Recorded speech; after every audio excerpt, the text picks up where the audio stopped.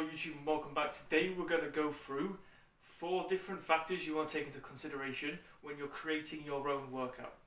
Okay, so when you're creating your own workout, when you're deciding what exercises to include and sort of what order to put them in, we're going to go through 4 things you want to consider.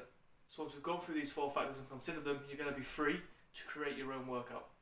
Don't forget, if you do enjoy the video, you do find it helpful, please drop a like and a comment, especially if you've got any questions, and please do subscribe.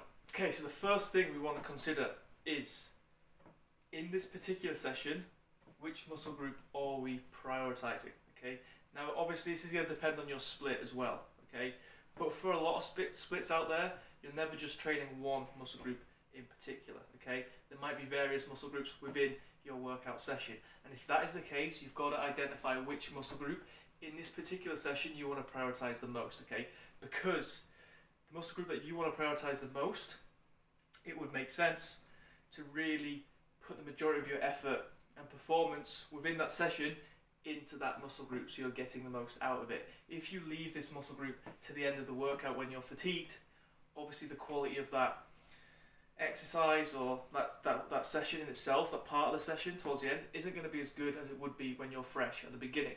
So whatever muscle group you're trying to prioritize, you want the most out of in this session, it would probably be smart to plan it early on, or at least mid to early on, rather than towards the end. As an example, now these movements, exercises that I've included, I've literally just randomly picked them, so don't use this as a workout example because I've not thought it through. But just for this one point of prioritising muscle groups, let's say in this session you want to prioritise chest the most, it would make sense to make sure that your chest exercises are early on in the session, because like I said, you're going to be fresh, you're going to have the most energy, you can really make sure that the performance of those movements are the best. And then let's say, for example, towards the end, you've got stuff like shoulders. Now you're not prioritising shoulders in this exercise, in this workout, because you might have a session later down the line, say like maybe 3-4 days later, where shoulders are the priority of that session, and actually towards the beginning of the session. Okay, it just shows, in this session, in this workout, just think about what is the priority muscle group. What are you trying to get out of this session in terms of training?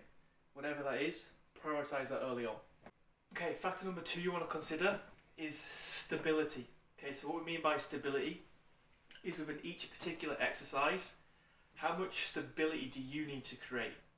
Okay, how hard is it to create stability with an exercise, or how much stability do you need to create in comparison to movements where you don't need to create as much stability because the exercise in itself is creating it. So for example, a good comparison is stuff like compounds versus like machines. Okay, in a compound movement, let's say an RDL, a bent over row, you have to be focusing a lot on creating stability yourself. Okay, whereas let's take just a machine, a single arm chest supported row as an example in comparison to a bent over row.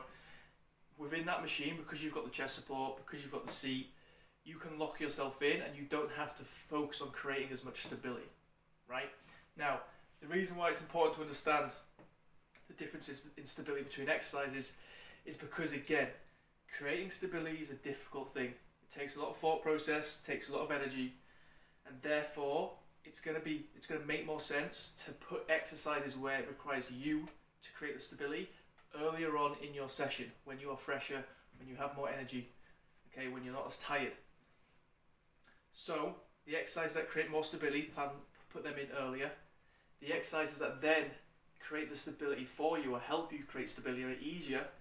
Maybe when you're getting fatigued, when you're getting tired, it makes sense to bring them in towards the end when you're fatigued. Stability is so important in itself because if you have the ability to create stability, you can produce more force, right? And when we're obviously looking at weight training, producing force is an important part of it, okay? If we're trying to progress movements, more reps, more weight. So this is why stability is key, and this is why thinking about stability in terms of creating a workout is so important. Again, just as an example, like I've just said there, maybe your first exercise being a bent over row, where again, you have to create that stability. It's harder to create that stability. Put it in early in the first exercise when you're fresh, when you've got the most energy, and then later on in the movement, when it comes to like your 4th exercise in, when you're tired, you're fatigued, it's harder to create that stability. You're using something like a machine chest supported single arm row. okay, where it's going to be easier for you to create that stability because of the exercise, the environment that you're doing it in. Thirdly, okay, we've got to think about the knock-on effect of the movements that we're having later down the line, okay? So we've obviously, stability is kind of covering that to a slight degree, okay? We've thought about, okay, well, if we produce an exercise that requires us to create a lot of stability, it's going to be more fatiguing. What effect that is going to have later down the line is that we're going to find it harder to create that stability. We're going to think about this in terms of different movements, and a good example to give is stuff like lower back loading. Okay, so again, for example, if you're having like an RDL movement at the very beginning of the session, that's going to have a lot of loading for your lower back, right? Which is going to fatigue your lower back. And what this means is that you've got to think about the knock-on effect of that movement in comparison to others. Okay, so what that might mean is later on in that session, it probably wouldn't be smart to have a movement that requires us, or that has even more lower back loading, where we have no chest support, because it might mean that, you know, form execution is going to drop because of the fatigue that we've had from previous exercises. Okay, so we've just got to consider, we've got to think when we're creating this workout, when we're creating the exercise order, whatever we put at the top, what effect might that have later on down the line, and is that going to impact, you know, the exercises we're choosing later on? And if it is, to a large degree, and that's going to impact form execution, then it's maybe not the best shout. And then lastly, another factor we have to consider, we hopefully know the importance of training within full range of motion, okay? Whether that's within the exercise in itself, getting as much of that range as possible for you, but also across the session potentially, okay? So what I mean by this is some exercises are going to target a certain range of the movement better than others.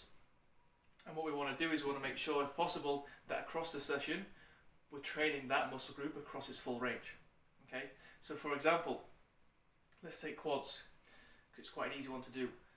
A leg extension is very good at challenging the very short range of the quad, okay? There's not a lot of other exercises that can actually do that, okay? So it would potentially make sense to include a movement like leg extension within the session, but in a place where it's then not going to affect other movements later down the line.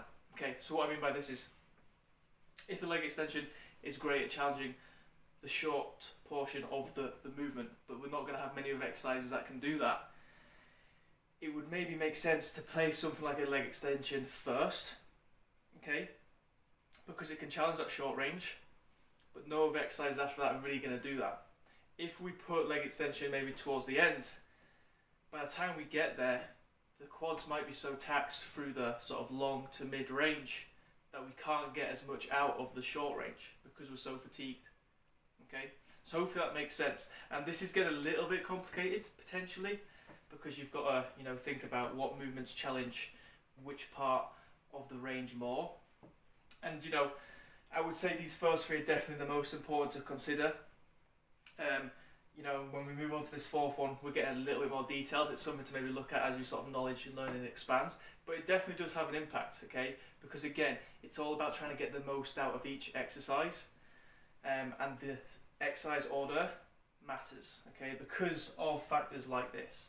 You know, if we're positioning a particular exercise for a particular part of the movement, the range, but we're doing that at a part of the session where we're fatigued and we can't really take advantage of that, then it doesn't make sense, okay? So looking into this in a little detail is important and will help. So it's something that we need to consider. So hopefully that makes sense. Hopefully that helps you sort of have an idea, or at least have some things to think about, and maybe even go away and look at in a bit more detail in terms of how to put your workout together. Okay, but you've got some good factors there to consider, to think about, and to challenge yourself to create a workout. If you do have any questions, like I said, do drop them in the comments below. Please drop a like, and if you haven't already, please do subscribe. Take care.